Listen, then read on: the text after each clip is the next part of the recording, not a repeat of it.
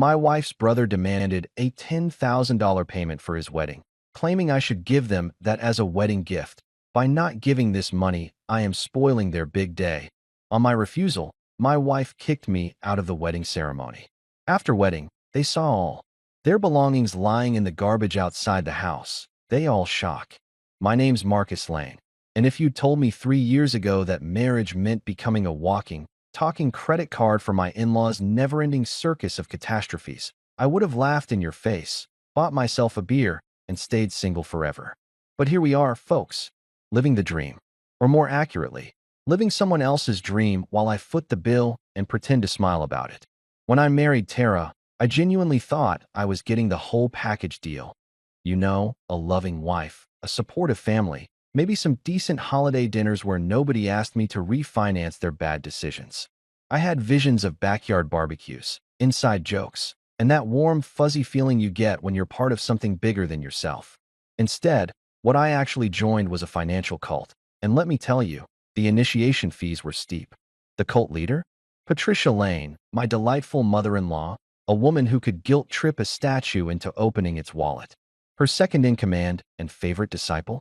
Leo, Tara's younger brother and the family's so-called golden boy. Now, let me paint you a picture of Leo. This guy, and I use the term guy loosely because man-child feels more accurate, works part-time at a car dealership. Part-time. We're talking maybe 25 hours a week if he's feeling ambitious, which he usually isn't. But in his mind, and more importantly in Patricia's mind, this makes him a businessman, an entrepreneur, a captain of industry. I swear, the way they talk about him, you'd think he was running General Motors from his studio apartment that still has a futon as the primary furniture piece. Meanwhile, I'm over here with my boring finance job, my responsible 401k contributions, and my deeply offensive habit of paying bills on time. How shameful of me, right? How utterly pedestrian to have my life together and not constantly need bailouts like I'm a failing airline. The thing about Leo is that he's mastered the art of looking busy while accomplishing absolutely nothing.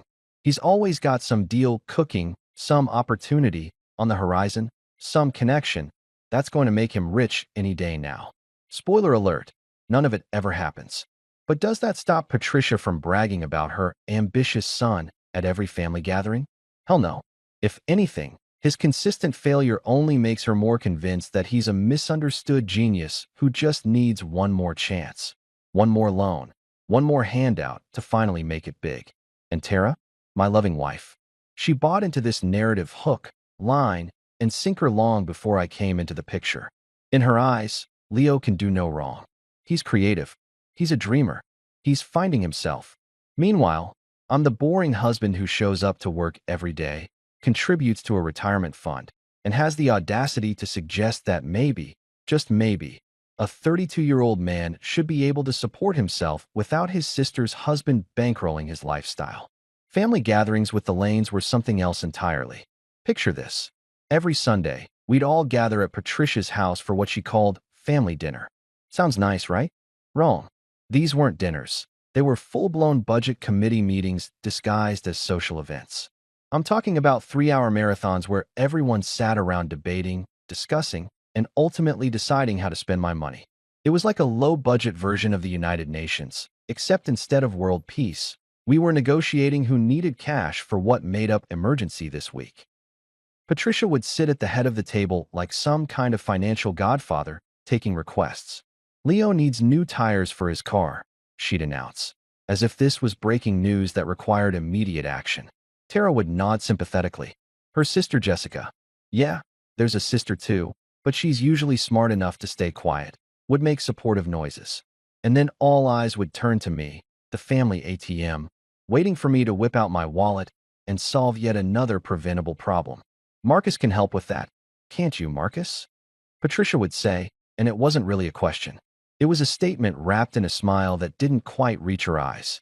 The kind of smile that said, if you don't help, we'll make Thanksgiving very uncomfortable for you. And Leo? He'd sit there with this expectant look on his face, like I owed him something. Like the fact that I worked hard, saved money, and made responsible choices meant I was obligated to subsidize his collection of poor decisions. It's only $400, man, he'd say, as if only was doing any heavy lifting in that sentence. I'll pay you back next month. Next month never came, by the way.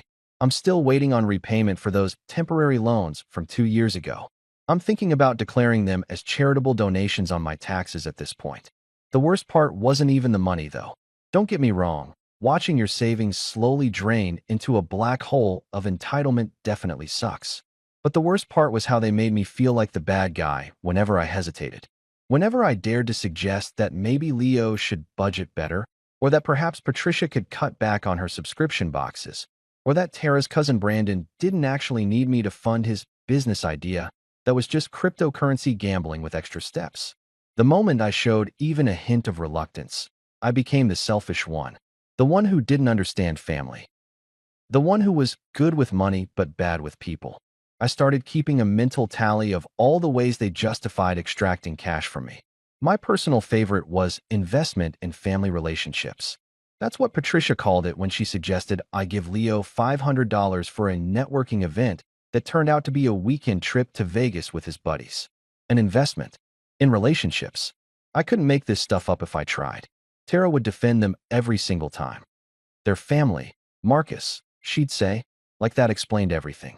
Like the word family was a magic password that unlocked unlimited access to my bank account. We help each other out. That's what families do. And sure, I get that. I'm not some Scrooge McDuck swimming in gold coins while my loved ones starve. But there's a difference between helping someone in genuine need and enabling a grown man's refusal to adult properly. But here's the thing nobody tells you about marrying into a family like this. You're not just marrying one person. You're marrying their mom, their brother, their sister, their cousin twice removed, and every financial crisis they'll manufacture for the next several decades. You're marrying into a system, and that system runs on guilt, manipulation, and the deeply held belief that your wallet exists for communal use. So yeah, that's my life. Marcus Lane, husband, finance professional, and apparently the family's personal Bank of America. And this story? This is about the day I finally closed that bank for good. So there I was, thinking life couldn't possibly get more expensive or ridiculous when Leo decided to get engaged. And not just engaged to Clarissa Montgomery, a woman whose entire personality could be summed up in one Instagram bio. Living my best life, sparkles, blessed, folded hands, future Mrs. Lane Ring. She was basically a walking, talking filter, the kind of person who'd never met a mirror she didn't immediately photograph herself in. Her sense of humor? Non-existent. I once made a joke about how expensive weddings were getting these days, and she stared at me like I'd just insulted her ancestors. Weddings are an investment in love, Marcus, she said, dead serious. Yeah, an investment that yields zero returns and maxes out your credit cards. But sure, Clarissa, let's go with that. When Leo announced the engagement at one of Patricia's infamous Sunday dinners, you would have thought the royal family had just announced a coronation. Patricia literally gasped, like hand over heart, dramatic soap opera gasp, and immediately started crying tears of joy. Tara squealed, so loud I'm pretty sure dogs 3 blocks away started barking. Jessica, the usually quiet sister, actually stood up and hugged Leo like he'd just returned from war instead of simply convincing someone to legally bind themselves to his nonsense. Even Tara's dad, Robert, who typically stays out of family drama by pretending to be deeply invested in whatever sport is on TV, looked up and nodded approvingly. It was like watching a cult react to their leader announcing the second coming. We're thinking a spring wedding, Leo announced, puffing his chest out like a peacock who'd just discovered how reflections work. Something elegant, classy, really memorable. Clarissa sat next to him, practically glowing with self-importance, already scrolling through her phone to show everyone her inspiration boards. And let me tell you, these weren't just regular Pinterest boards. These were full-blown architectural blueprints for the most extra wedding in human history. Crystal chandeliers, ice sculptures, a live band and a DJ because apparently, one source of music isn't enough anymore. She had color-coded spreadsheets. Spreadsheets. For flowers. Patricia was already in full mother-of-the-groom mode, which meant she'd transformed from regular overbearing to turbocharged overbearing. We'll need to coordinate outfits, she declared, pulling out a notebook that she'd apparently been keeping ready for this exact moment. I'm thinking the family should all wear complementary colors. Maybe sage green? or champagne. We need to look cohesive in photos. She said, cohesive, like we were planning a military operation instead of attending a wedding. I wanted to ask if we'd also be doing synchronized walking down the aisle, but I bit my tongue because Tara was giving me that look, the one that said, don't you dare ruin this moment with your sarcasm. Leo, meanwhile, kept using phrases like go big or go home, and you only get married once, as if these were profound philosophical statements instead of excuses to blow money he didn't have. This is our moment, he kept saying, and every time he said it, I wanted to remind him that moments don't typically cost more than a down payment on a house. But again, I valued my marriage enough to keep quiet. For now, the planning sessions started immediately. And by planning sessions, I mean mandatory family meetings where I was expected to sit quietly while everyone else decided how much of my money they'd be spending. Clarissa wanted chandeliers at the reception, not just one or two, but enough to make the venue look like a goddamn Phantom of the Opera set. Patricia insisted on custom matching suits for all the groomsmen because off the rack apparently wasn't good enough for her son's special day. Leo wanted to rent a vintage car for photos, book a videographer who charged more per hour than I made in a day, and have a destination bachelor party in Miami because memories are priceless, bro. I wanted to go home. Just straight up leave. Fake my own death. Join witness protection. Anything to escape this wedding planning tornado that had somehow become my problem despite the fact that I was neither the bride nor the groom. But the real kicker, the moment that made me question every life choice I'd made up until that point, came on a random Tuesday night. I was half asleep on the couch, watching some documentary about Antarctic penguins because that's what you do when you need to escape your reality. The penguins had their life figured out. Find a mate, huddle for warmth, eat some fish. Simple. Beautiful. No one was asking the penguins to drop 10 grand on someone else's party. Tara came in from the kitchen, sat down next to me with that casual tone that immediately put me on high alert. You know the tone. The one wives use when they're about to drop a bomb disguised as a reasonable request. Hey, babe, she started, and I already knew I wasn't going to like what came next. So, I was talking to Leo and Clarissa today. Of course she was. And they mentioned that everyone in the family is expected to give at least $10,000 as a wedding gift. It's tradition. I actually laughed. Like, full-on belly laugh.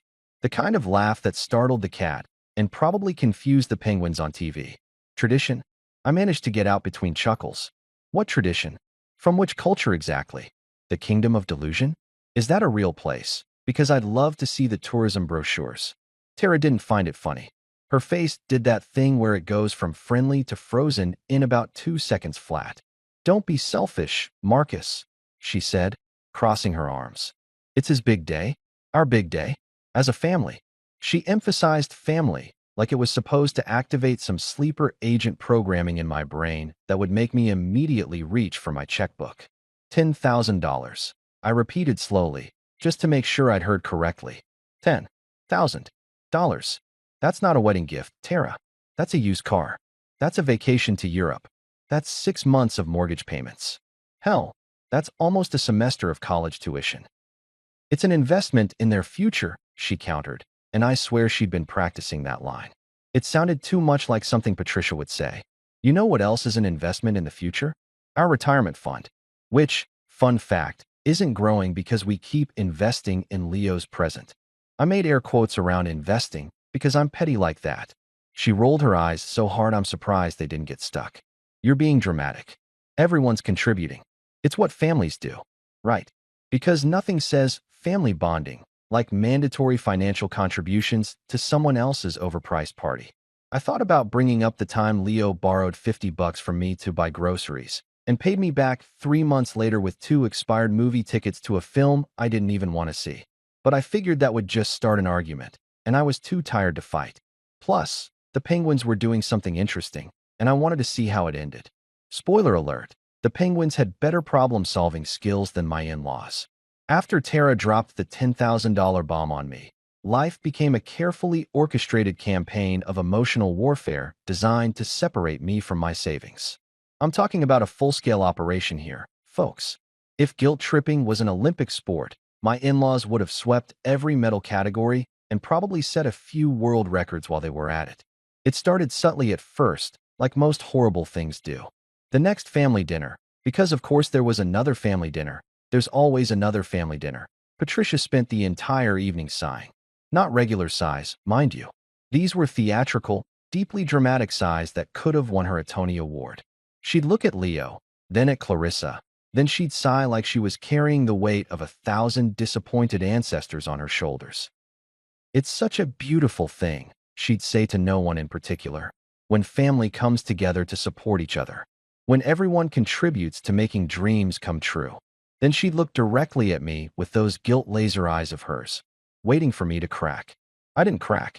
I just ate my mashed potatoes and pretended I was somewhere else. Anywhere else. Maybe back with the Penguins. You know, Marcus, Patricia continued, because apparently my silence was permission to keep going. It's not really about the amount of money. It's never about the money. It's about the gesture. It's about showing you care. She said this while literally discussing amounts of money, which felt like a pretty significant contradiction, but pointing that out would have made me the bad guy. So I kept my mouth shut and my fork moving. Leo, sitting across from me with Clarissa attached to his arm like a designer handbag, decided to chime in with his signature blend of entitlement and absolute lack of self-awareness. Yeah, man, I mean, you're a finance guy, right? You work with money all day. You understand numbers. You can afford it. He said this so casually, like my job somehow meant my bank account was community property. Like because I knew how to read a spreadsheet, I was morally obligated to fund his fairy tale wedding. That's not really how money works, Leo, I said, trying to keep my tone neutral. Just because someone works in finance doesn't mean they're swimming in cash like Scrooge McDuck.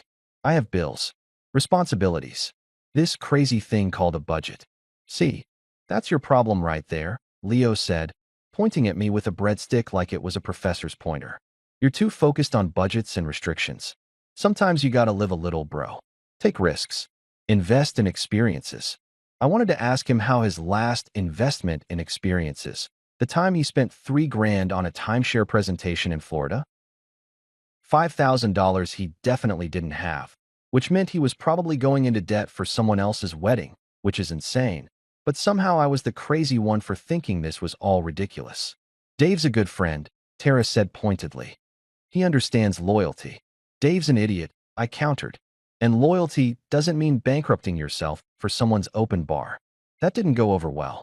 Tara gave me the cold shoulder for the rest of the evening, which honestly was kind of peaceful. At least when she wasn't talking to me, she wasn't guilt-tripping me. The pressure ramped up with each passing day. Patricia started calling me at work, to have little chats about family values and the importance of being there for each other. You know, Marcus, when Robert and I got married, both our families chipped in. She'd say, conveniently forgetting that chipped in back then meant maybe a few $100 and some homemade centerpieces, not a sum of money that could buy a decent used car. That's wonderful, Patricia, I'd say, trying to sound sincere while simultaneously trying to finish the quarterly report that was actually my job. But times are different now. Everything costs more. I have student loans, a mortgage, car payments. We all have expenses, dear, she'd interrupt sweetly. But family comes first. Always. I'm sure you can figure something out. Maybe take out a small loan, or dip into your savings. Just temporarily, of course. Just temporarily. Sure. Just like when Leo temporarily borrowed money 2 years ago, and it became permanently missing from my life. I'd learned that lesson already, thanks. At home, Tara transformed into someone I barely recognized. She started treating me like I was the villain in a Hallmark Christmas movie. You know, the character who doesn't believe in the magic of the season and needs to learn a valuable lesson about what really matters. Except in this version, what really mattered was apparently me writing a check that would make my accountant weep. I got cold stares across the dinner table. Long, dramatic silences when I entered rooms. She'd sigh. She'd learned from Patricia, apparently. And make comments under her breath about people who don't understand what family means. She stopped laughing at my jokes, stopped engaging in our normal conversations, stopped doing pretty much anything that made our marriage feel like an actual partnership. One night, after another excruciating dinner where I was treated like a social pariah for the crime of financial responsibility, she hit me with the big one. Maybe you just don't understand family, Marcus. I looked at her, this woman I'd married and built a life with, and realized she genuinely believed that. She genuinely thought that because I wasn't willing to hand over $10,000 to her brother, a grown man who should have been capable of funding his own wedding, I somehow lacked the fundamental human capacity to understand familial bonds. I understand family just fine, Tara, I said calmly. What I don't understand is being treated like an ATM with feelings. She didn't respond, just turned away and went to bed, leaving me alone on the couch with my thoughts and the growing realization that this situation was about to get a whole lot worse before it got better. Wedding day arrived like an unwanted house guest who shows up 3 hours early and immediately starts criticizing your furniture. I woke up Saturday morning on my couch, where I'd been sleeping for the past 3 nights because apparently the bed belonged exclusively to Tara when she decided to grace our home with her presence, which wasn't often lately, and seriously contemplated every life choice that had led me to this moment. Part of me wanted to stay home. A big part, actually. Maybe the entire part.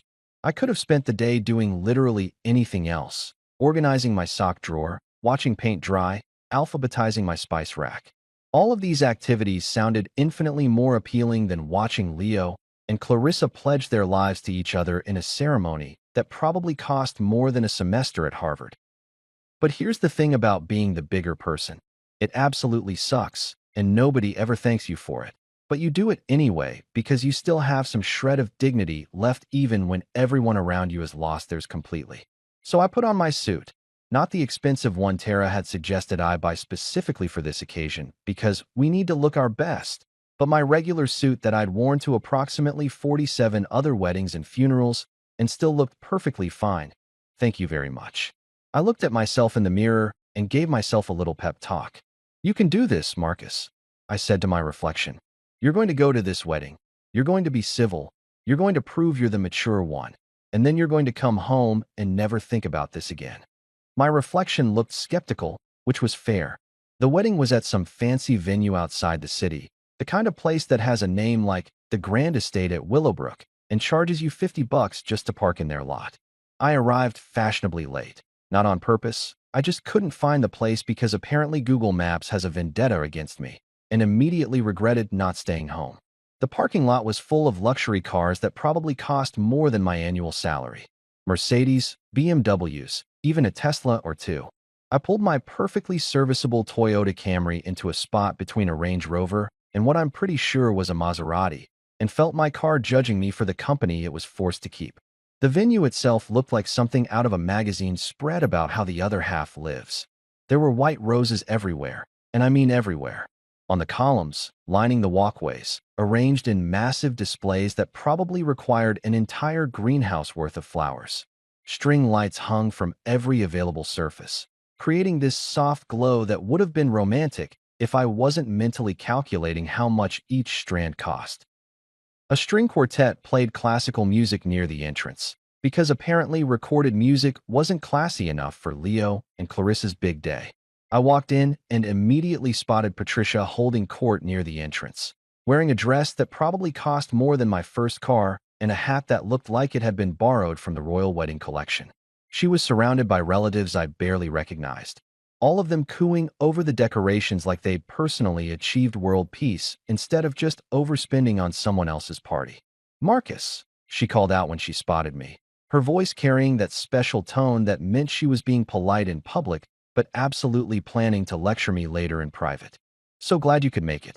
We were starting to wonder if you'd show up. Translation: we were hoping you'd stay home so we wouldn't have to deal with your presence dampening our perfect day. Wouldn't miss it for the world. I lied smoothly, plastering on my best fake smile. Where's Tara? Patricia's expression flickered for just a second, there and gone, but I caught it. Disapproval mixed with disappointment, her specialty combo. She's with the bridal party, of course. She said she'd meet you inside. Then she leaned in closer, dropping her voice to that conspiratorial whisper she used when she wanted to guilt-trip someone without witnesses. I hope you've reconsidered your position on the gift situation, Marcus. It's not too late to do the right thing. The right thing. As if bankrupting myself for her son's overpriced party was some kind of moral imperative. We'll see, I said non-committally, and excused myself before she could launch into another lecture about family values and the importance of generosity. I made my way into the main ceremony space, and holy hell, It was even more ridiculous than I'd imagined. Remember those chandeliers Clarissa wanted? She got them. All of them. The entire ceiling was covered in crystal chandeliers that sparkled like a disco ball had exploded and rained down expensive shrapnel. The chairs were covered in white fabric with elaborate bows. There were ice sculptures, plural, strategically placed around the room, currently in the shape of swans, but probably melting into abstract blobs in the late spring heat. A massive flower arch stood at the altar, so covered in roses and peonies and whatever other expensive flowers they'd imported that you could barely see the actual structure underneath. I found a seat toward the back, which was perfect because it gave me an easy exit route when this whole thing inevitably became unbearable. I nodded politely at the other guests, none of whom I really knew. They were probably Clarissa's family and friends, people who thought this level of extravagance was normal, who probably had trust funds and summer homes, and didn't understand why anyone would balk at dropping 10 grand on a wedding gift. The ceremony itself was a ceremony. Leo stood at the altar looking like he'd won the lottery, which I guess in his mind he had. He'd found someone willing to marry him and convinced both families to fund his dream wedding. Clarissa floated down the aisle in a dress that probably cost more than my car, looking like she'd stepped directly out of a bridal magazine, all perfectly arranged curls and practiced smile. Tara was one of the bridesmaids, wearing a sage green dress that Patricia had undoubtedly coordinated, and she didn't even glance in my direction. Not once. Not even when she walked right past my row. The officiant droned on about love and commitment and partnership, and I tried not to think about the irony of hearing a speech about partnership while sitting alone because my actual partner was giving me the silent treatment for refusing to fund her brother's lifestyle. After the ceremony, which felt like it lasted approximately 17 hours, but was probably only 30 minutes, everyone moved to the reception area, which was somehow even more elaborate than the ceremony space. The chocolate fountain Clarissa had wanted? Check. The live band? Check. The elaborate centerpieces that probably cost more per table than most people spend on groceries in a month? Check, check, and check. I grabbed a drink from the bar. Might as well get something out of this experience, and was contemplating how soon I could leave without causing a scene when I spotted Leo heading straight toward me. He had that look on his face, that particular combination of smugness and entitlement that I'd come to know so well over the years. He was still in his tuxedo, which fit him surprisingly well considering his usual fashion sense involved cargo shorts and graphic tees. "Hey, Marcus," he said, strutting up to me like a peacock who'd just discovered mirrors. His hair was slicked back with what must have been an entire container of gel, and he smelled like he'd bathed in cologne. "Glad you made it after all." "Wouldn't miss it," I said, taking a sip of my drink. "Whiskey." I was definitely going to need whiskey to get through this conversation. He glanced around, probably checking to make sure we had an audience. Leo loved an audience, then looked back at me with a grin that didn't quite reach his eyes. "So, about that check?" And there it was. The man had literally just gotten married approximately 45 minutes ago, and his first priority at his own reception was hitting up his brother-in-law for cash. Not thanking guests for coming, not dancing with his new wife, not enjoying any moment of his special day. Nope. Money first, everything else second. I smiled, the kind of smile that probably should have warned him to back off, but Leo had never been great at reading social cues. "Oh, I didn't forget," I said, my voice perfectly pleasant. "I framed it for you, actually. Hung it right next to the word entitlement in the dictionary. You should check it out sometime. Really inspirational stuff." His face went through several expressions in rapid succession: confusion, realization, then anger. "What?" he sputtered. "Are you serious right now?" "Dead serious," I confirmed. "You know what else is serious? A grown man expecting his sister's husband to fund his wedding. That's pretty serious. Seriously delusional, but still serious." Before Leo could formulate a response, and I could see him struggling, his brain clearly short-circuiting, trying to figure out how to be offended and demanding at the same time. Tara appeared like a storm cloud in sage green. She must have been watching us from across the room, waiting for the confrontation she knew was coming. "Marcus, we talked about this," she hissed, grabbing my arm hard enough to leave marks. Her face was flushed, whether from anger or embarrassment or both, I couldn't tell. "Yeah," I said calmly, pulling my arm free. "And I said no. Pretty clearly, if I remember correctly." Multiple times, actually, in several different ways. I even used small words in case there was any confusion. Then you can leave, she said, her voice cold enough to freeze the champagne. If you can't support my family, if you can't do this one thing, then you can just leave. The entire reception area had gone quiet. Or maybe it hadn't, and I just couldn't hear anything over the ringing in my ears. People were definitely staring, though. I could feel dozens of eyes on us, watching the drama unfold like we were the entertainment portion of the evening. And you know what? Fine. If they wanted a show, I'd give them a show. I set down my drink, straightened my tie, and turned to address the room at large. Ladies and gentlemen, I said, my voice carrying across the suddenly silent reception hall. Thank you all for coming to celebrate Leo and Clarissa's special day. I hope you're enjoying the decorations, the food, the ambience, all of which cost approximately the same as a small car. I paused for effect. I'd love to stay and celebrate with you all, but apparently my invitation came with a financial obligation that I wasn't aware of. So I'll be leaving now. I gave a little bow, because if you're going to make an exit, you might as well commit to it, and looked directly at Leo. Enjoy the free food, everyone. It's the last thing associated with this family that I'll ever pay for. Then I turned and walked out, leaving behind the stunned silence, the scandalized gasps, and probably any chance of my marriage surviving the night. But you know what? As I walked out of that overpriced venue, past those ridiculous ice sculptures and excessive flower arrangements, I felt something I hadn't felt in months. Free.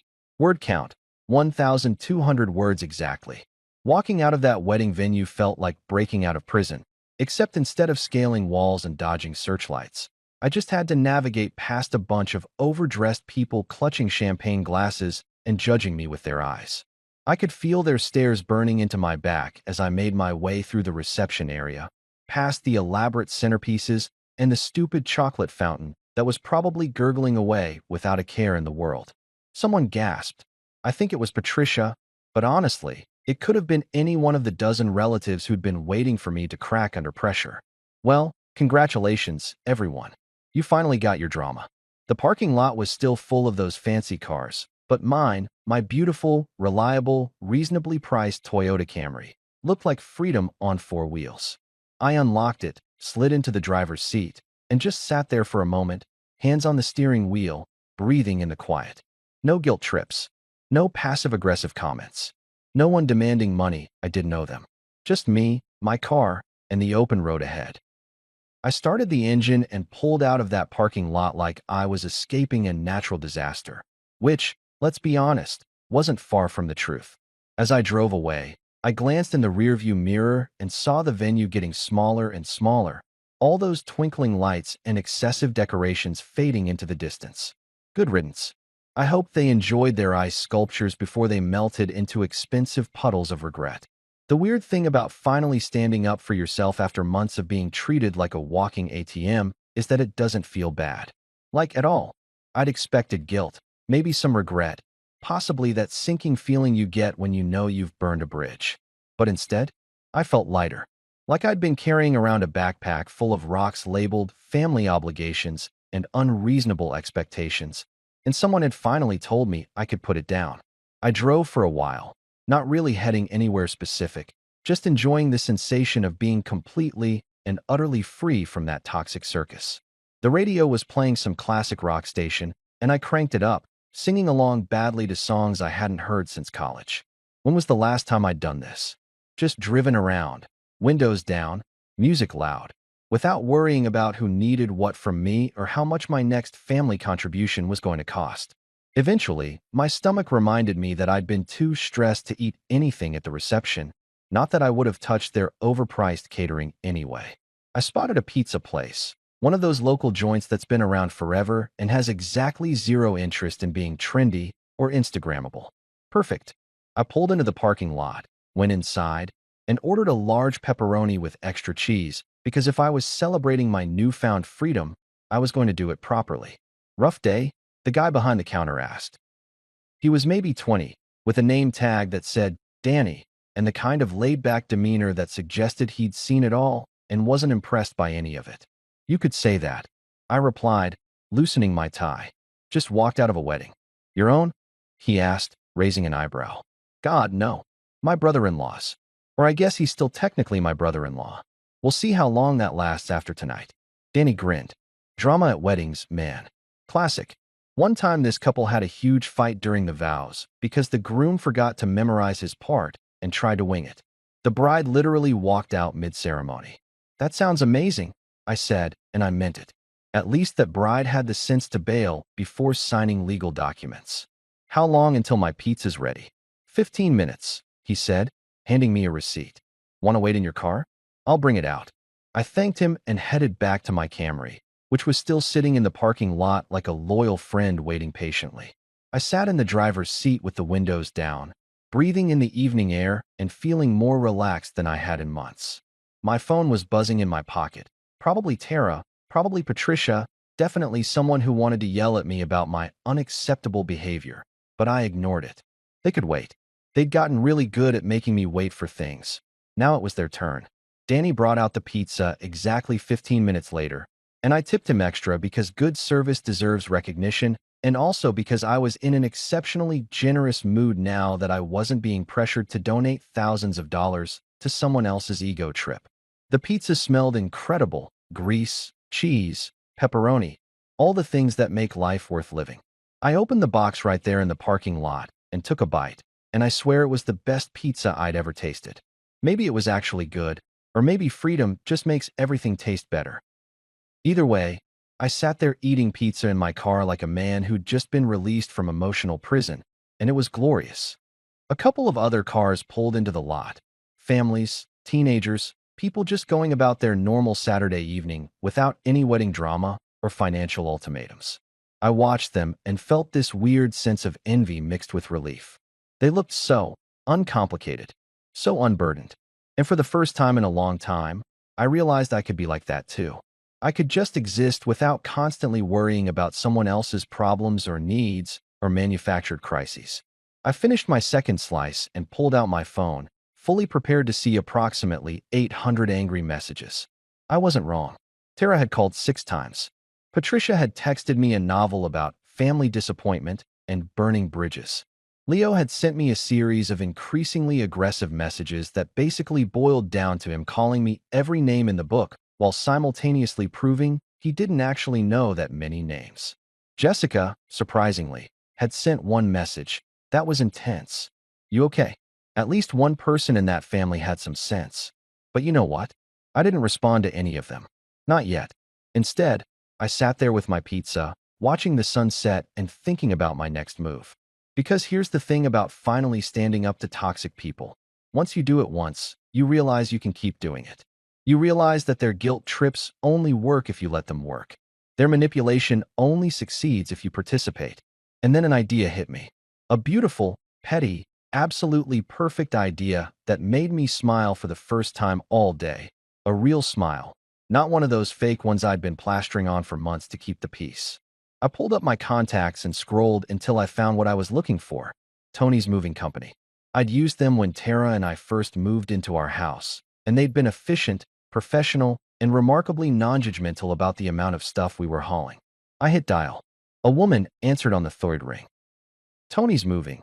This is Sandra. How can I help you? Hey, Sandra, I said, feeling that smile get wider.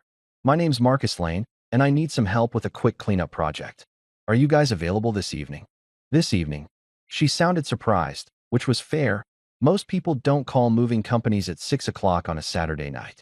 Well, we've got a crew finishing up a job right now. They could probably swing by in a couple hours.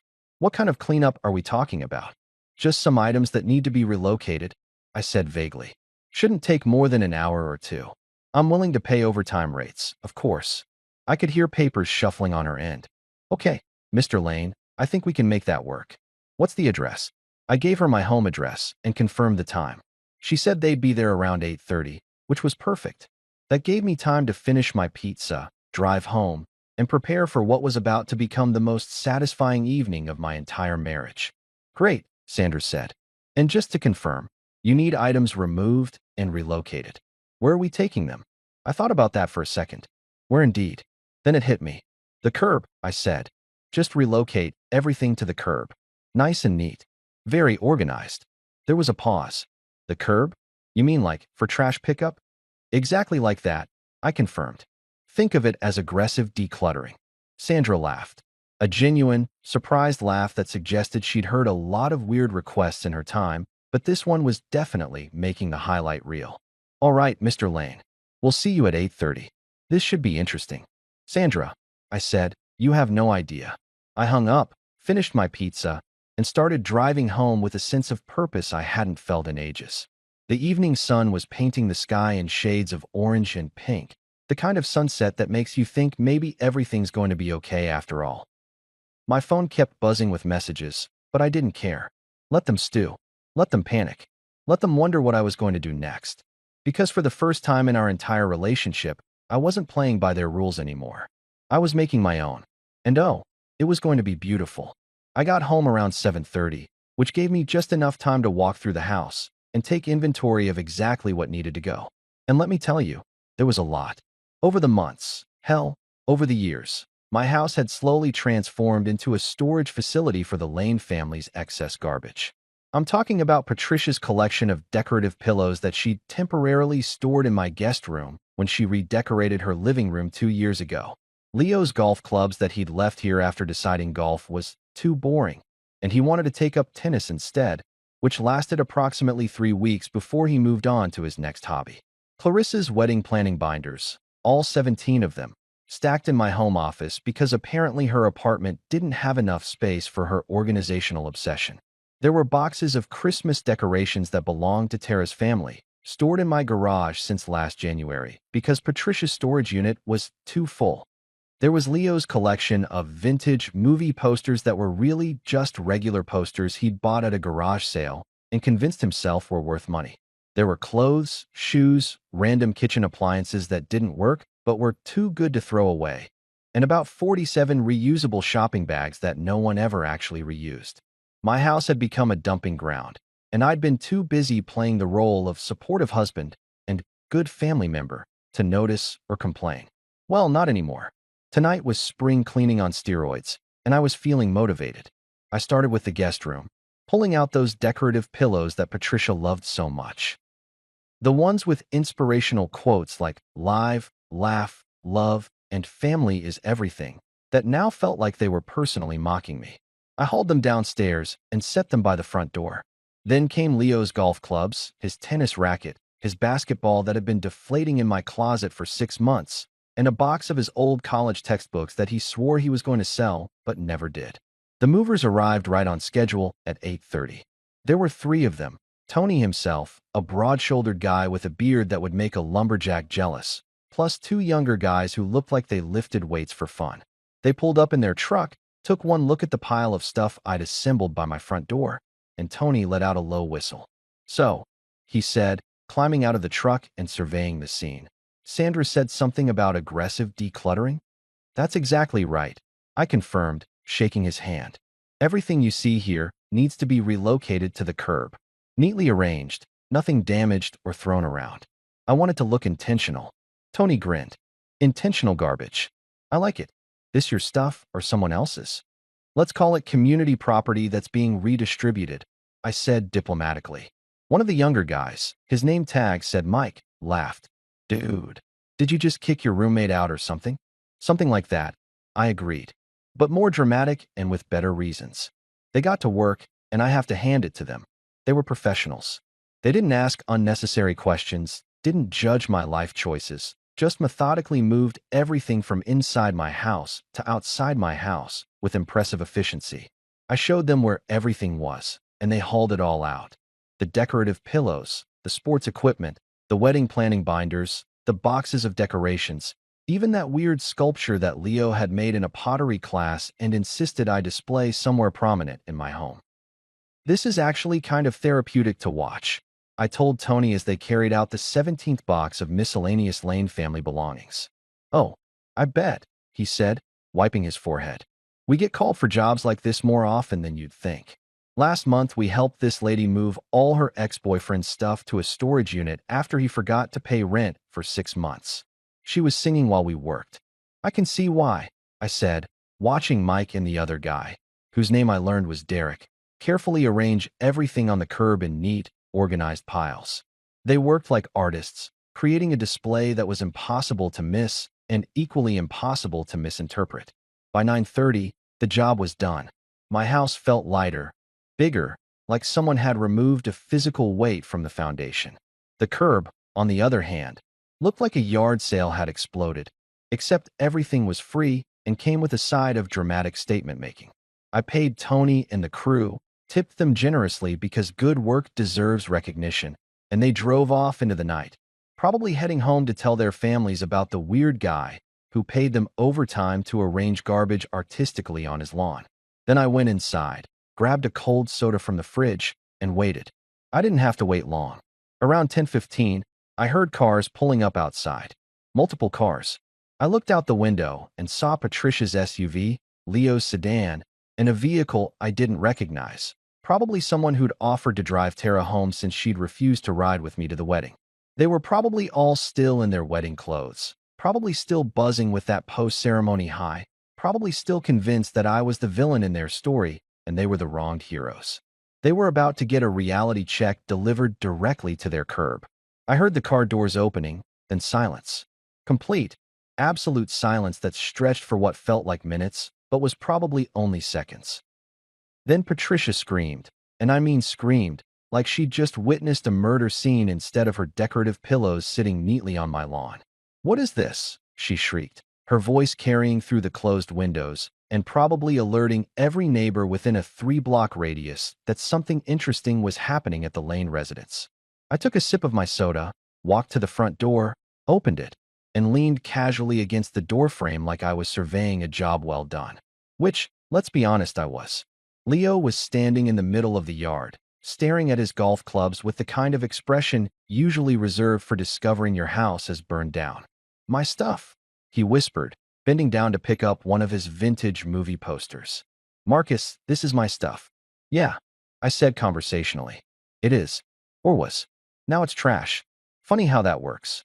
Tara had dropped her bouquet, which had probably cost $300 because everything at that wedding cost $300 minimum, and was staring at me like I'd grown horns. "Marcus, what have you done?" I took another sip of my soda, savoring the moment. "Oh, I just did what you all did at the wedding, took out the trash. Figured if I was getting kicked out of family events for not funding everyone's lifestyle, I might as well reclaim my house while I'm at it." Patricia's face had gone from pale to red to almost purple. "You can't, this is my things." She gestured wildly at the pile, her hat from the wedding now sitting crooked on her head, which would have been funny if the whole situation wasn't already comedy gold. "Your things that you've been storing in my house for the past 2 years rent-free," I corrected pleasantly. "I finally got around to cleaning out the storage space." "You're welcome." Clarissa, because of course she'd come along, probably planning to gloat about the successful wedding, pulled out her phone and started recording. "This is insane," she muttered. "Absolutely insane. Everyone needs to see this." "Please do record it," I encouraged. "Make sure you get the part where I'm standing in the doorway of the house I pay for, having removed items that belong to people who've spent months treating me like their personal bank." Leo's shock was transforming into anger. I could see it happening in real time, his face getting redder, his fists clenching. "You can't do this," he shouted, pointing at me accusingly. "This is I'm going to sue you." I raised an eyebrow. "Sue me for what exactly?" "Cleaning my own house. Removing property that was being stored without my permission? Please, Leo, explain to me what law I've broken." "I'll wait." He sputtered, clearly not having thought that far ahead. You're destroying our property." "I haven't destroyed anything," I said calmly, gesturing to the neatly arranged piles. "Everything's intact. Organized, even. The movers were very careful. Your golf clubs are fine. Patricia's pillows are perfectly fluffy. Hell, I even made sure your Rolex was on top, where you could easily see it." Leo looked down and spotted his watch, the one he'd bought on credit and bragged about for 6 months, sitting on top of a cardboard box. He grabbed it like it was a life preserver, clutching it to his chest. "Buddy," I continued, pushing off from the doorframe and walking down the steps, "I pay the mortgage on this house. I pay the utilities. I pay for literally everything. And you know what? The trash pickup is scheduled for Tuesday morning, bright and early. So if you want your stuff, I'd suggest you start loading it into your car. Otherwise, the city's going to take care of it for you." "You're welcome." You could have heard a pin drop. Even the neighborhood dogs, who usually barked at everything, had gone silent. A few neighbors had come out onto their porches, drawn by Patricia's scream and the general commotion. Mrs. Chun from next door was watching with unconcealed interest, probably filing away every detail to share at her book club. Tara finally found her voice. "You've lost your mind," she said quietly. "You've actually lost your mind." "No," I corrected, meeting her eyes. "I finally found it." The next morning, I woke up in my own bed, not the couch, not the guest room, but my actual bed, and felt something I hadn't experienced in months. Peace. Complete, blissful, uninterrupted peace. No one was guilt-tripping me over breakfast.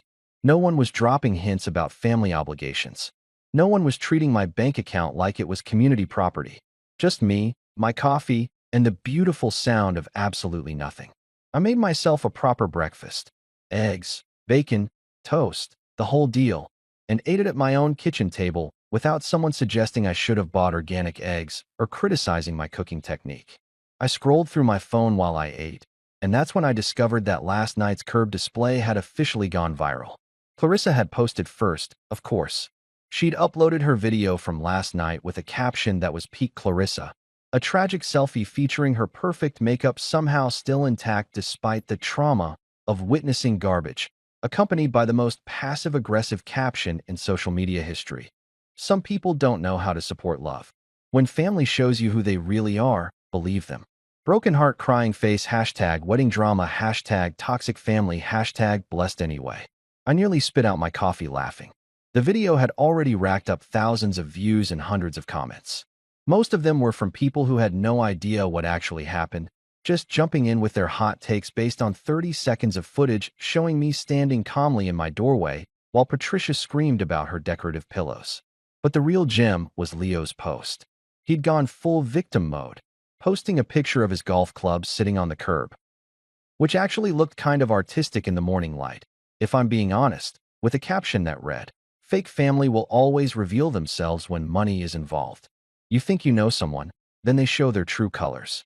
All I wanted was his support on the biggest day of my life. But I guess some people value their bank accounts more than relationships. Hashtag family betrayal, hashtag true colors, hashtag disappointed but not surprised. The irony was so thick you could cut it with a knife. Here was Leo, who'd literally demanded $10,000 from me, posting about how I valued money over relationships. The cognitive dissonance was strong with this one. I couldn't help myself. I really couldn't. My fingers were typing a comment before my brain could intervene with something reasonable like, "Don't engage," or "Be the bigger person." Screw being the bigger person. I'd been the bigger person for months, and look where it got me. Under Leo's post, I commented, "Exactly. That's why I kept mine in the bank." Simple, direct, devastating.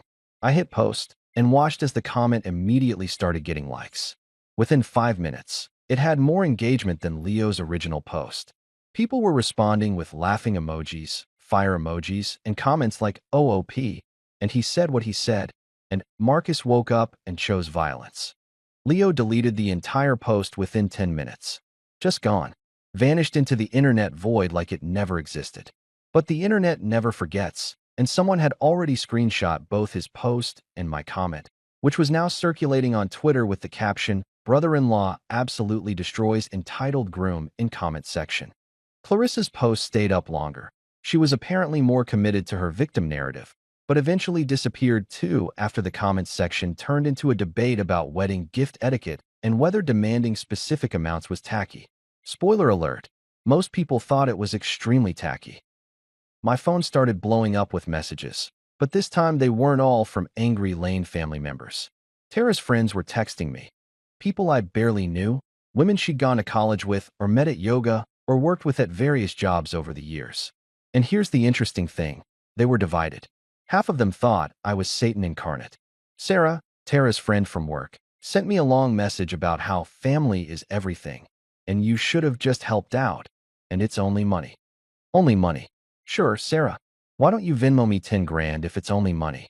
I'll wait. But the other half? They were firmly Team Marcus. Tara's college roommate, Jessica.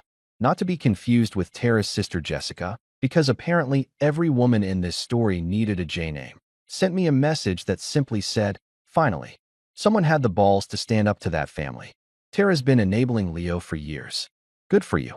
Another friend, Monica, who I'd always thought hated me based on the way she looked at me at parties, sent, "Dude, I've been waiting for someone to call out their BS for literal years. That family treats everyone like an ATM. You're my hero." Even some guys from my own friend circle, guys who'd met Leo at various gatherings and immediately disliked him, were sending me congratulatory texts like I'd won a sporting event. Saw the video, my buddy Jake texted.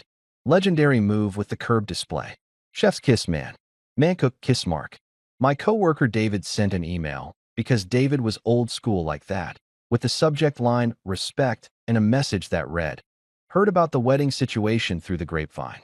Just wanted to say I respect the hell out of what you did. Too many people let family walk all over them. You drew a line. That takes guts." But the best messages came from people who'd had similar experiences with toxic family members. It said, "World's okayest husband" on it, which felt appropriate given the circumstances. She stared at me like she expected more. An apology, maybe, or a breakdown, or some desperate plea for her to stay. When I just continued drinking my coffee, she shook her head. "You've changed, Marcus." "Nope," I corrected. "I just stopped changing to accommodate everyone else."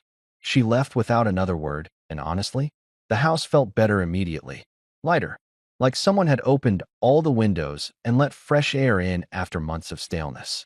I spent the rest of the day doing absolutely nothing productive, and it was glorious. I watched TV shows Tara always said were stupid. I ordered Chinese food for lunch and pizza for dinner because I could eat whatever I wanted without someone commenting on my nutritional choices. I left my socks on the floor. I drank beer straight from the bottle. I played video games until 2 in the morning like I was back in college. And the remote control? The TV remote that had been a constant source of negotiation and compromise? It was mine. All mine. I didn't have to watch home renovation shows or reality TV or any of those true crime documentaries that made Tara paranoid about home invasions. I watched sports. I watched action movies. I watched that dumb comedy special I'd been wanting to see for months. This was freedom. This was what peace felt like. My buddy Jake called around 9 that evening. "Dude, you doing okay?" Saw all the social media stuff. "Better than okay," I told him honestly. "I'm great, actually." "Yeah." He sounded skeptical. "Your wife just moved out, and her whole family thinks you're the devil. You sure you're good?" "Jake, I'm at home, in my underwear, eating pizza, watching whatever I want on TV, and nobody is asking me for money. This is the best I've felt in years." He laughed. "Fair enough, man. Fair enough. Hey, some of us are grabbing beers Wednesday if you want to join." No judgment, no drama, just guys being idiots. "I'll be there," I said, and I meant it. When was the last time I'd gone out with my own friends without having to clear it with Tara first, without her making comments about how I was abandoning her for guy time? After I hung up, I looked around my house, my actual house, not the Lane family storage facility it had become, and smiled. Sure, my marriage was probably heading for divorce court. Sure, half of Tara's family and friends thought I was a terrible person. Sure, I'd probably just created enough drama to fuel family gossip for the next decade. But you know what? For the first time in a long time, I was genuinely, completely, unquestionably happy. And that was worth more than any wedding gift could ever be. 3 weeks passed, and let me tell you, watching karma work its magic from a comfortable distance is better than any Netflix series ever made. I'm talking about premium entertainment, folks. The kind of schadenfreude that makes you feel just a tiny bit guilty for enjoying it so much, but not guilty enough to actually stop watching. The first domino fell exactly 9 days after the wedding. I know the exact timeline because Leo posted about it. Of course he posted about it. The man couldn't take a breath without documenting it on social media. His post read, "Sometimes life throws you curveballs when you least expect it. Facing unexpected challenges, but staying positive. Everything happens for a reason. Folded hands, flexed biceps, hashtag stay strong, hashtag new beginnings." Translation, he got fired. I found out the actual details from Tara's sister Jessica, the sister, not the college roommate, who apparently felt bad about the whole situation and decided to fill me in during a surprise coffee shop encounter. I was grabbing my usual morning coffee when I literally bumped into her in line. Awkward doesn't begin to cover it. "Marcus," she said, looking genuinely uncomfortable. "Hey, Jessica." I nodded, trying to figure out if I should make small talk or just grab my coffee and run. She glanced around like she was checking for surveillance cameras, then leaned in. Look, I know everything's been crazy, but I thought you should know. Leo got fired from the dealership. I tried to look surprised instead of absolutely delighted. Really? What happened? He kept calling out. She explained, lowering her voice even though nobody around us cared about our conversation. He took like 2 weeks off before the wedding to focus on wedding preparations, then the week of the wedding itself, then called in sick for 3 days after because he was exhausted from the stress. His manager finally had enough and let him go. Wow, I said, and I genuinely meant it. Leo had managed to get himself fired from a part-time job at a car dealership, not exactly a position requiring rocket science or brain surgery, by taking too much time off to plan a wedding he couldn't afford. The irony was so beautiful it almost brought tears to my eyes. Yeah, Jessica continued, looking actually sympathetic. And Clarissa's not working either. She quit her job before the wedding because she wanted to focus on being a wife.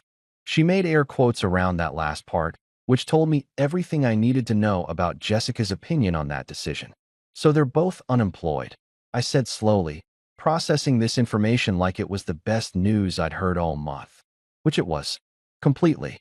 And get this, they blew through most of their wedding money on the honeymoon. They went to Bora Bora for 10 days. 10 days, Marcus. Do you know how much that costs? I did know, actually, because I was a finance guy who understood concepts like budgeting and living within your means. But I let her continue. Now they're broke, living in Leo's apartment that he can barely afford, and Clarissa's been posting these passive-aggressive motivational quotes about toxic family members and staying positive during hard times. Jessica rolled her eyes. It's a whole mess. I thanked her for the information, got my coffee, and walked back to my car feeling lighter than air. Was I a bad person for enjoying their misfortune? Maybe. Did I care? Not even a little bit. They'd spent months making me feel guilty for not funding their fantasy lifestyle. Now reality was sending them the bill, and apparently, reality didn't accept IOUs. Clarissa's social media had indeed become a gold mine of unintentional comedy. Every day brought a new motivational quote, each one more passive-aggressive than the last. Sometimes the people you take a bullet for are the ones behind the trigger. Broken heart hashtag betrayed hashtag fake family. Or my personal favorite. When people show you their true colors, don't try to repaint them. Hashtag lesson learned hashtag moving forward hashtag blessed. The comments section was always entertaining. Her friends would leave supportive messages like, "You're so strong," and "Their loss, babe." Meanwhile, random internet strangers who'd seen the original wedding drama posts would drop in with comments like, "Maybe don't demand 10K from people," or "This you," with screenshots of her deleted posts. She'd block them, of course, but more would pop up. The internet is forever, Clarissa. That's rule number 1. Patricia tried calling me approximately 47 times during those 3 weeks. I know because I never deleted her voicemails. I kept them as evidence in case I ever needed to prove I wasn't crazy, that this family really was as exhausting as I claimed. Each voicemail was a masterpiece of manipulation, starting with fake concern and escalating to barely concealed anger. "Marcus, honey, it's Patricia. I think we should have a family discussion about everything that's happened. Give me a call when you have a chance. Love you." That was week 1, still trying the friendly approach. By week 2, "Marcus, it's Patricia again. I really think we need to talk about your behavior at the wedding. A lot of people are concerned about you. Please call me back." Week 3, "Marcus, this is getting ridiculous. You need to answer your phone. We're family, and families talk things through. Call me immediately." I didn't call. Instead, during one of her attempts, I actually answered, which surprised her so much she went silent for a solid 3 seconds. "Marcus," she finally said, recovering. "Well, thank goodness. We really need to have a family discussion about." "Patricia," I interrupted calmly. "If you want to discuss anything with me, email my accountant. I'll forward you his contact information." "Your accountant?" "Marcus, don't be ridiculous. We're family. We don't need accountants to." "Exactly," I said cheerfully. "You're family, not clients. Which means you definitely need to go through proper channels for any financial discussions. Have a great day, Patricia." I hung up before she could respond, blocked her number, and went back to eating my sandwich in peace. My accountant, Bob, who I'd briefed on the situation because Bob was a good guy who appreciated a quality drama, thought it was hilarious, and told me to forward any emails directly to his spam folder. But the real highlight of those 3 weeks came on a random Tuesday afternoon. I was working from home, actually focused on a quarterly report that was due by end of day, when I heard a knock on my door. Not my doorbell, a knock, soft and hesitant, like whoever was on the other side wasn't sure they wanted to be there. I opened the door, and there was Tara, my wife, the woman who'd spent the last 3 weeks living with her mother and sending me occasional texts about needing space and reevaluating our marriage. She looked tired, like genuinely exhausted, not Instagram filter tired. Her hair was in a messy ponytail. She was wearing sweatpants instead of her usual coordinated outfits, and she was carrying 2 bags of groceries. "Hey," she said quietly. "Hey," I replied, leaning against the doorframe, not blocking her entry, but not exactly inviting her in either. She shifted the grocery bags. "Can I come in? I brought food. Thought maybe we could talk." I stepped aside, curious more than anything else. She came in, walked to the kitchen like she'd never left, and started unpacking the groceries. Bread, eggs, milk, some vegetables, chicken breast. Normal food. Not the organic, expensive stuff she usually insisted on, just regular grocery store items. "Things have been hard," she started, not looking at me. "At Mom's." "I'm sure," I said neutrally, hopping up to sit on the counter. She finally turned to face me, and I saw something I hadn't seen in months: uncertainty. Tara had always been confident, sure of herself and her decisions. But this Tara looked lost. "Marcus," she sighed, her shoulders slumping. "You embarrassed us. At the wedding. Throwing everything on the curb. The social media comments. You made us look bad." I smiled, couldn't help it. "No, honey. I educated you." She blinked. "What?" "I educated you," I repeated, sliding off the counter. "About boundaries. About respect. About the fact that I'm not your family's personal piggy bank. You needed to learn that lesson, and apparently, a curb full of decorative pillows was the only way to teach it." She stared at me for a long moment, then looked away. "Leo lost his job. I heard. And Clarissa's not working. Also heard. They're struggling. Really struggling. And she's been a lot to deal with. Living with her again is like being in high school, except worse because now she's got opinions about my marriage falling apart." "Your marriage isn't falling apart," I corrected. "Your marriage is being recalibrated. Big difference." Tara bit her lip, and I could see her working up to something. Finally, she asked the question I'd been waiting for, the one that was so predictable I'd actually rehearsed my response. "Can we move back in? Until we figure things out." There it was. The woman who'd kicked me out of her brother's wedding for not giving him $10,000 was now asking if she could move back into the house I paid for. The universe had a sense of humor after all. I raised an eyebrow, let the silence stretch just long enough to make her uncomfortable, then smiled. "Sure, as long as you don't mind the guest room. That's where I keep all the trash bags now." Tara did move back in, but let me be crystal clear about something. This wasn't some heartwarming reunion where music swells and everyone hugs and learns valuable lessons about love conquering all. This was a business arrangement disguised as a marriage trying to find its footing again. And honestly, that was exactly what we needed. The guest room comment wasn't entirely a joke.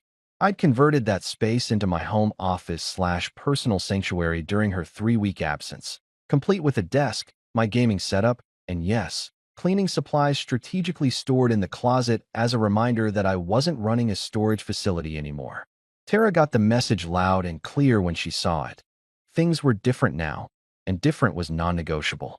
We sat down that first night she was back. Really sat down. No TV, no phones. Just 2 people who'd legally bound themselves together having an actual conversation for the first time in months. She looked uncomfortable the entire time, perched on the edge of the couch like she might need to make a quick escape. So, I started, cracking open a beer because if we were doing this, I was doing it with alcohol. "Let's establish some ground rules." She nodded slowly. The fact that she wasn't immediately arguing or making excuses was already progress.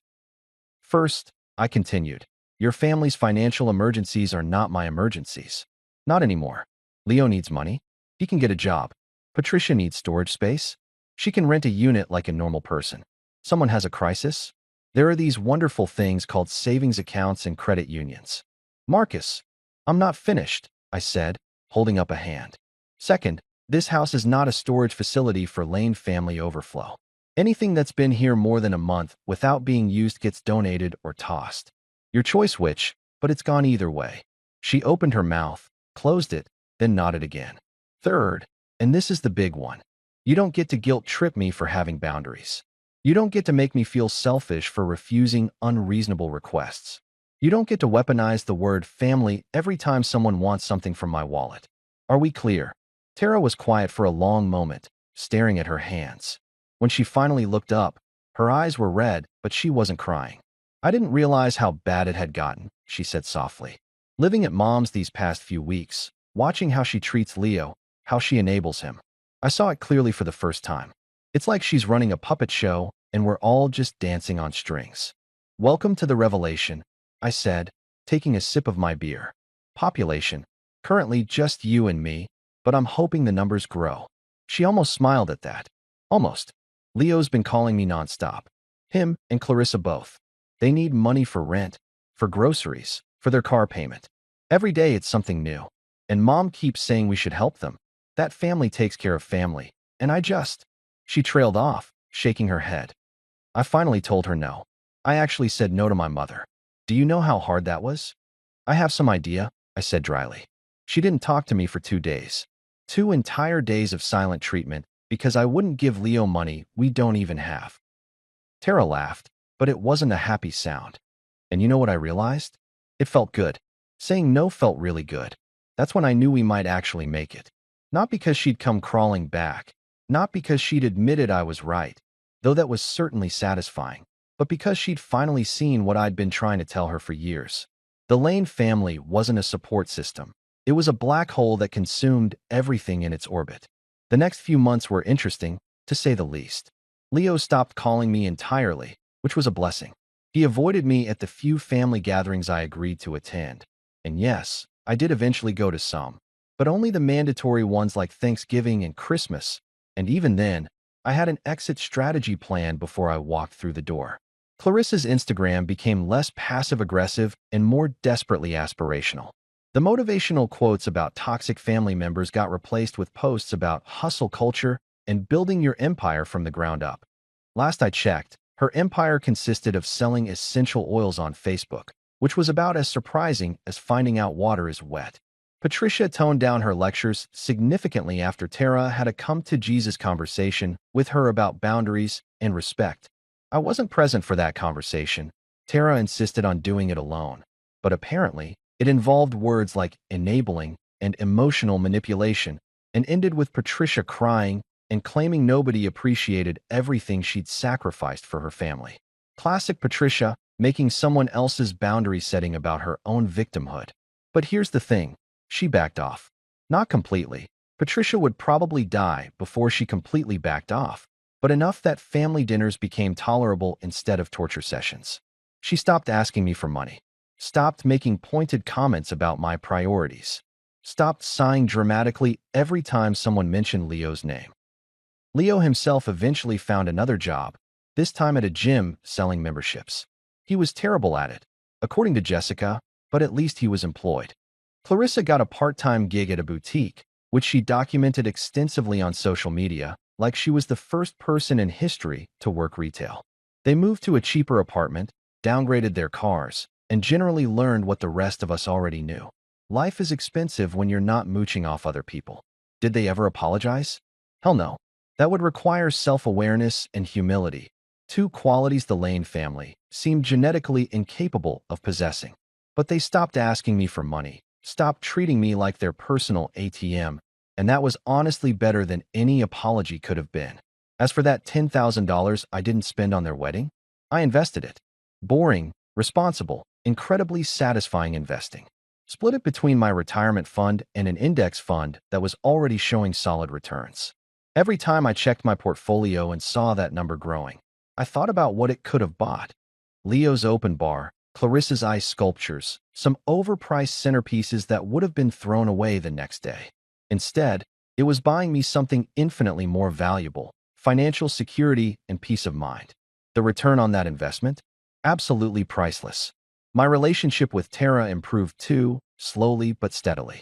It turned out that when you're not constantly fighting about her family's financial demands, you actually have time to remember why you married each other in the first place. We started going on dates again, real dates, not family dinners disguised as social obligations. We talked about our future, our goals, our plans that didn't involve funding someone else's dreams. She even started standing up to her family on her own, which was attractive in a way I hadn't expected. Watching her tell Leo no when he asked for just a small loan to cover his gym membership, that was better than any romantic gesture. Seeing her roll her eyes when Patricia started one of her guilt trip speeches, chef's kiss. Sometimes people ask me if I regret how I handled things, if I wish I'd been more diplomatic, more understanding, more willing to compromise. And my answer is always the same. Hell no. Not even a little bit. That wedding fiasco was the best thing that ever happened to my marriage, to my finances, and to my mental health. I learned that boundaries aren't mean, they're mandatory. That family doesn't mean unlimited access to your resources. That no is a complete sentence and doesn't require a PowerPoint presentation to justify it. And most importantly, I learned that the people who truly love you won't make their affection conditional on your bank account balance. These days, when people ask why I didn't attend Leo's next big event, he tried throwing a one-year anniversary party and expected everyone to chip in for the venue, because apparently, he learned nothing. I just grin and give them my standard response. Because I only invest in things that grow, like my savings account and my patience, not their nonsense. And you know what? That answer gets better every single time I use it.